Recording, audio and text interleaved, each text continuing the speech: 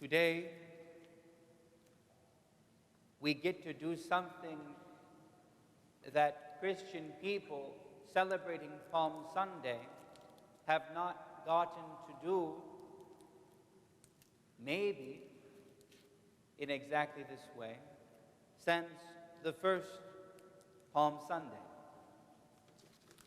We have this idea that Palm Sunday is the day for palms and for bay leaves.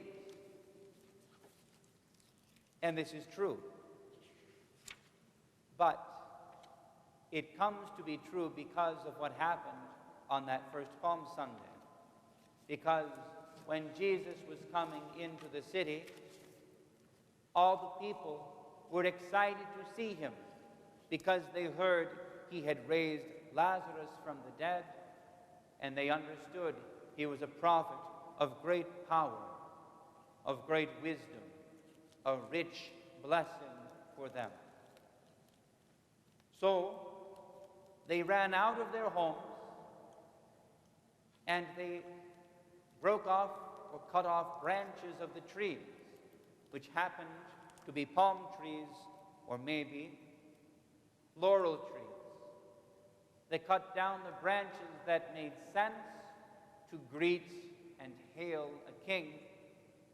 But if they couldn't find those, they cut off whatever branches they could find.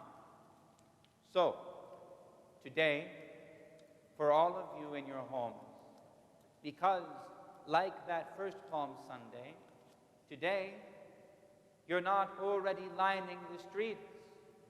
You're not already standing here in the church.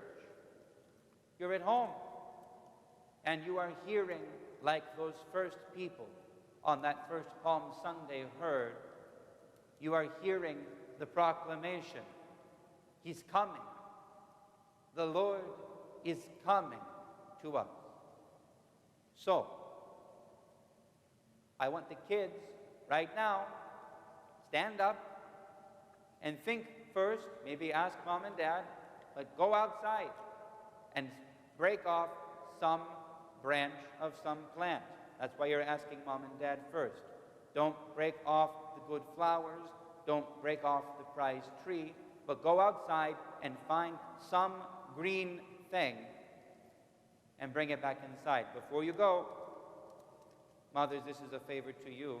Before you bring it inside, shake it out, just in case there are any bugs still on it. Because you're going to have it inside to be your palms, your branches, but you need them also to be clean so you don't bring bugs into your mother's house. We're stuck inside, the bugs are not. So, kids, go outside, and then I will say a couple things for everyone else.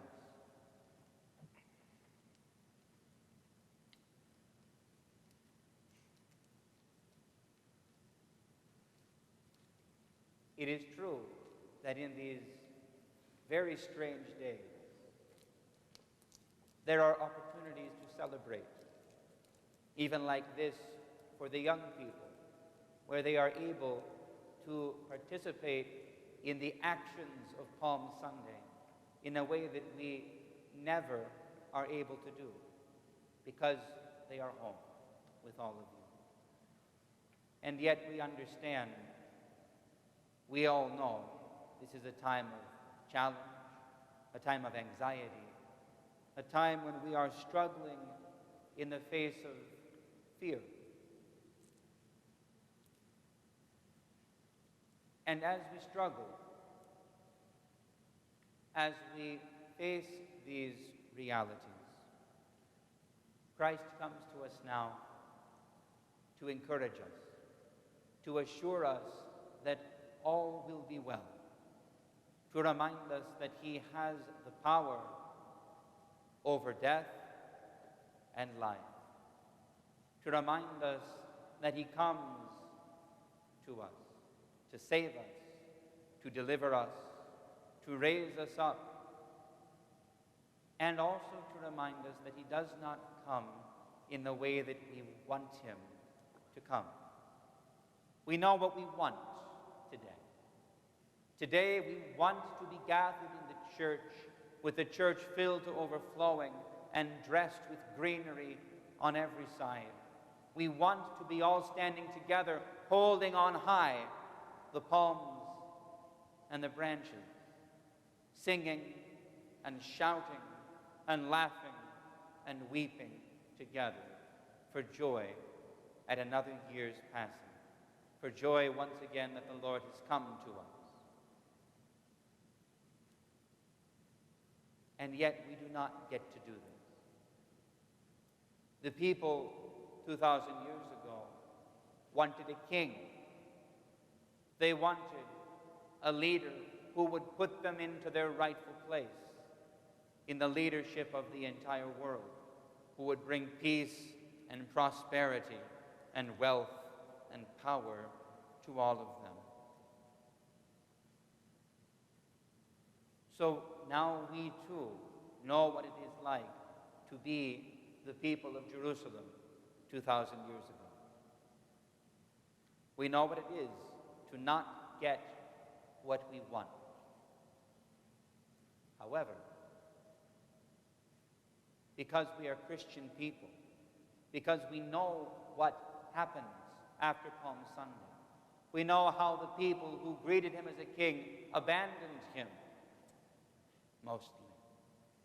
How they rejected him, became angry at him because he refused to ride a horse, because he refused to carry a sword, because he refused to raise the cry of rebellion and lead them against the Romans. We understand that today, as we celebrate, is also a warning that we not abandon the Lord as they did, that we not reject him because we do not get to have him in the way that we want. This Holy Week, as we are in our homes, we have a rich opportunity, not necessarily to attend more services than we usually do, although I pray this is the case. But I also know these are times of stress, times when you're caring for the children, times when you're caring for the home and making sure there are enough groceries and that things are taken care of.